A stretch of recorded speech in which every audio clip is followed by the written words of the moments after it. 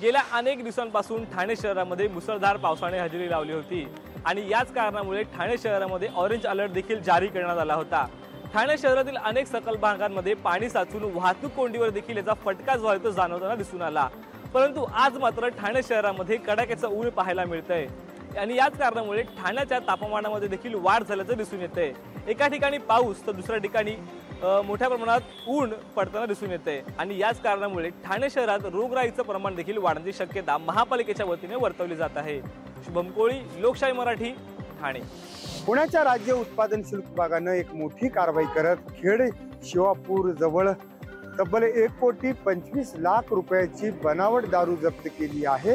गोव्यावरून आलेली ही सगळी दारू जी आहे ती जालन्याच्या दिशेने निघाली होती आणि उत्पादन शुल्क विभागाला या संदर्भात गोपनीय माहिती मिळाल्यानंतर उत्पादन शुल्क विभागाचे अधीक्षक चरणसिंग राजपूत यांनी ही सगळी कारवाई केलेली आहे। या कारवाईमध्ये उत्पादन शुल्क विभागाने एका ट्रकसह 84,000 दारूच्या बाटल्या ज्या आहेत त्या जप्त केलेल्या आहेत।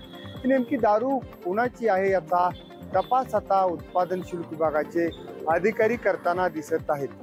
लोकशाहीसाठी मी चंद्रशेखर भांगे, पुणे। महाराष्ट्राचं मिनी काश्मीर म्हणून ओळखल्या जाणाऱ्या महाबळेश्वर येथे पावसाने 50 इंचचा टप्पा ओलांडलेला आतापर्यंतच्या पावसाचा पूर्णतः रेकॉर्ड 1290 मिलीमीटरचा पाऊस महाबळेश्वरमध्ये पडलेला आहे। तब्बल महाराष्ट्राचं हे चेरापुंजी म्हणून महाबळेश्वर परिसरामध्ये ओळखलं जातं आणि या ठिकाणीच वेण्णा लेक हा पूर्ण तलाव ओव्हरफ्लो होऊन वाहलेला आहे।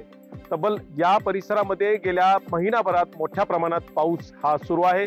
नावजा खोरा त्याचबरोबर महाबळेश्वर असा या पट्ट्यामध्ये मोठ्या प्रमाणात महाराष्ट्रात सगळ्यात जास्त पाऊस होतो आणि विक्रमी पाऊस हा महाबळेश्वरमध्ये या ठिकाणी पडलेला आहे।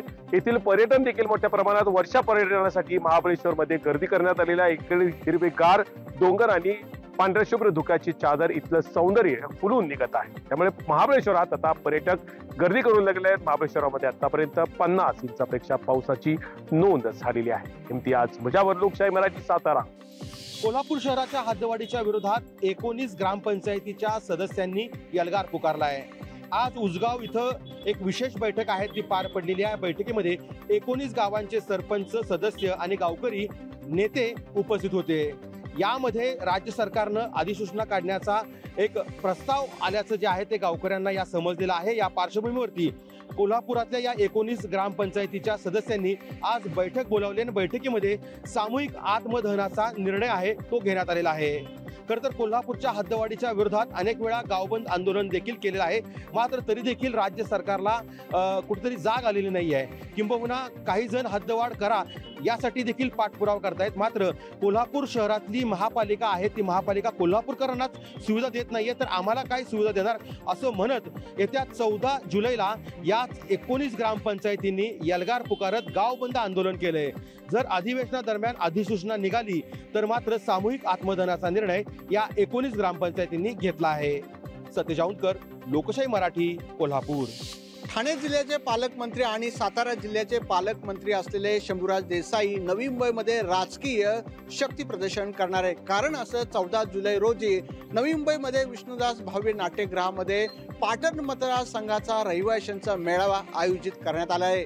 कारण नवी मुंबई असेल, ठाणे असेल, मुंबईमध्ये पाटण मतदारसंघात रहिवासी जे आहेत ते मोठ्या प्रमाणात राहताना दिसून येत आहे। त्यामुळेच पाटण मतदारसंघाचा रहिवाशांचा मेळावा आयोजित करून शिवसेनेने जोरदार शक्तीप्रदर्शन करत आगामी विधानसभा निवडणुकीची तयारी दृष्टीने करताना दिसून येते। अशाच प्रकारे ठाकरे गटाने सुद्धा पाटण मतदारसंघाचा रहिवाशांचा मेळावा काही दिवसापूर्वी आयोजित करण्यात आला होता। या मेळाव्याला युवा नेते आदित्य ठाकरे उपस्थित होते। अशाच प्रकारे शिवसेनेकडून जोरदार तयारी करण्याची सुरू झाली आणि नवी मुंबईतले सुद्धा अनेक दिग्गज नेते या मेळाव्याला आणि राज्याचे अनेक मंत्री आणि पाटण मतदारसंघातील अनेक दिग्गज नेते या मेळाव्याला उपस्थित राहणार आहेत। कॅमेरामॅन ज्ञानेश्वर बाळासह विकास मर्गने, लोकशाही, नवी मुंबई।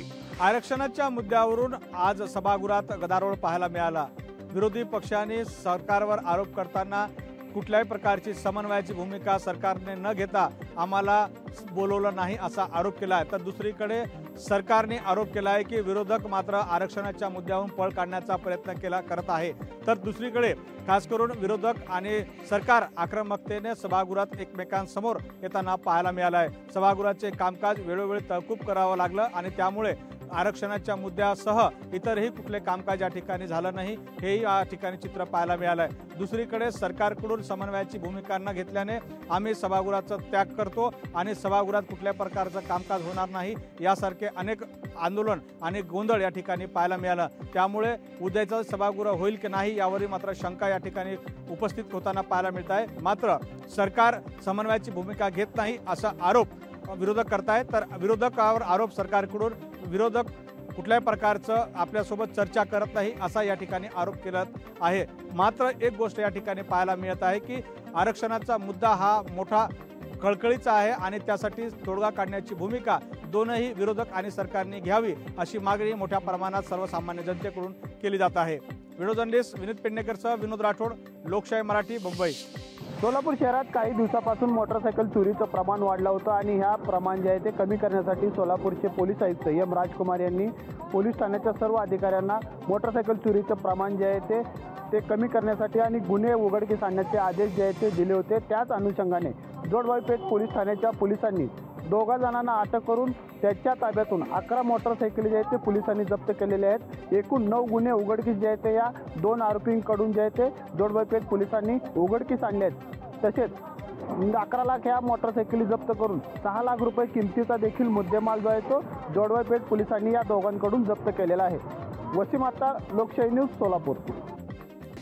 मराठवाड्यात अतिवृष्टीमुळे शेतकऱ्यांच्या पिकांचं नुकसान झालं, मात्र पीक विमे भरून देखील शेतकऱ्यांना तुटपुंजी मदत देण्यात आली। काही शेतकऱ्यांना 73 रुपये तर काही शेतकऱ्यांना 93 रुपये तर काही ठिकाणी फक्त 210 रुपये अशी पीक विम्याची रक्कम देण्यात आली। ज्या ठिकाणी पीक विम्याचा अर्ज भरण्यासाठी जास्तीचे पैसे आकारले जायचे, 1 रुपयाचा पीक विमा जरी असला तर त्या ठिकाणी कृषी सेवा केंद्र ज्या माध्यमातून बियाणं विक्री केलं जातं त्याच पद्धतीनं काही इंटरनेट कॅफे फॉर्म भरण्याचं काम करायचे, मात्र त्या ठिकाणी बिनधास्तपणे शेतकऱ्यांना जास्तीचे पैसे मागितले जायचे आणि फॉर्म भरून घेतला जायचा।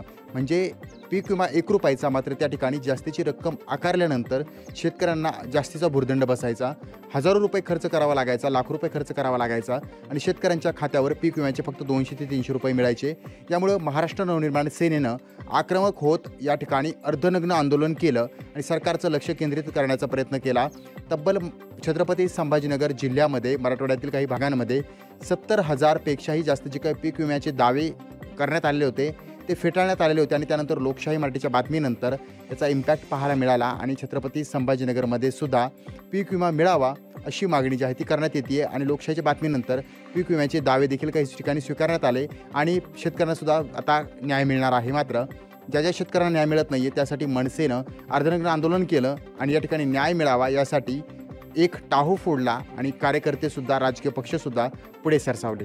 सचिन बडे, लोकशाही मराठी, छत्रपती संभाजीनगर। जळगाव शहरातील विविध भागात काँक्रिटीकरण व डांबरीकरण रस्ते होत असताना महाबळ कॉलनी, हनुमान कॉलनी व नागेश्वर कॉलनीत रस्ते तयार करण्यात आले नसून याबाबत महापालिकेच्या सुस्त प्रशासनाला झोपेतून जागे करण्यासाठी या परिसरातील महिलांनी रस्त्यावर उतरून रास्ता रोको आंदोलन करण्यात आले आहे।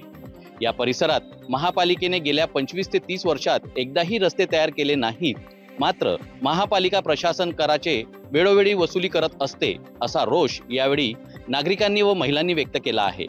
रस्ते तयार करण्याबाबत महापालिका प्रशासन रोज विविध बहाणे आणि कारणे सांगून टाळाटाळ करत असते, मात्र मालमत्ता कर वसुलीसाठी सक्तीचे धोरण ठेवत असते। त्यामुळे आता विधानसभा व महापालिका निवडणुकीच्या मतदानावर बहिष्कार घालण्याचा इशारा यावेळी महिलांनी व येथील नागरिकांनी प्रशासनाला यावेळी दिला आहे। सुमित देशमुख, लोकशाही मराठी, जळगाव।